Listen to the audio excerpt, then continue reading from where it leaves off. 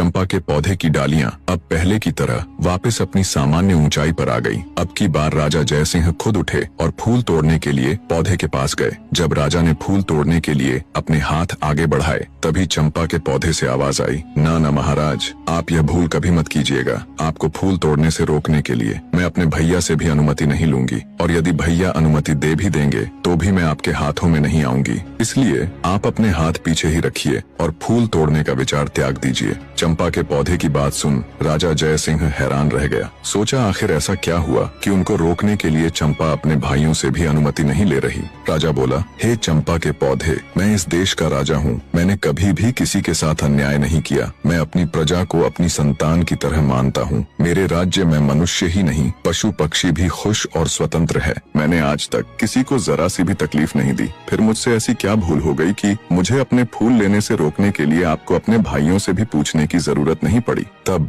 चंपा के पौधे से आवाज आई, हे राजा महाराज, इसमें कोई शक नहीं कि आपने आज तक किसी भी जीव जंतु को कोई तकलीफ नहीं दी, परंतु महाराज, आप में एक सबसे बड़ी कमी है कि आप कान के कच्चे हैं। जो कोई भी आपसे जैसा भी कहता है, आप बिना सच्चाई जाने वैसा ही मान लेते हैं। खुद से कभी भी सच्चाई जानने की कोशिश नहीं करते। आपने प्रजा को तो संतान मान लिया, लेकिन क्या कभी आपने अपनी संतान की खोज खबर करने की जरा सी भी कोशिश की? क्या आपने कभी ये जानने की कोशिश की कि आपकी अपनी संतान कहाँ है? अरे छोड़िए राजा महाराज, आप तो अपनी गर्भवती पत्नी की भी सुरक्षा तक नहीं कर पाए। बिना सच्चाई का पता किए आपने एक सच्ची नारी को धोखेबाज कहकर नौकरानी बना दिया। तो जाइए महाराज, जाकर अपने राज्य को संभालिए। आप मेरे फूलों के बिल्कुल भी योग्य नहीं हो। चंपा के पौधे की बात सुन बेचारा राजा निरुत्तर हो गया और चुपचाप मुंह लटकाए वापस अपनी जगह पर आकर बैठ गया। उनके मन में हजारों सवाल एक साथ उठ रहे थे। उन्हें कुछ समझ नहीं आ रहा था, क्या सच है क्या झूठ। राजा अपने विचारों की उधेड़ बुन में खोया हुआ था। तभी वजीर गौरीनाथ उनके पास आता है और कहता है, महाराज, आप यदि आदेश दे तो हम छोटी रानी राजलक्ष्मी को भी फूल तोड़ने के लिए एक बार पौधे के पास भेज कर देखे। राजा कुछ कहते उससे पहले ही पटरानी बोल उठी,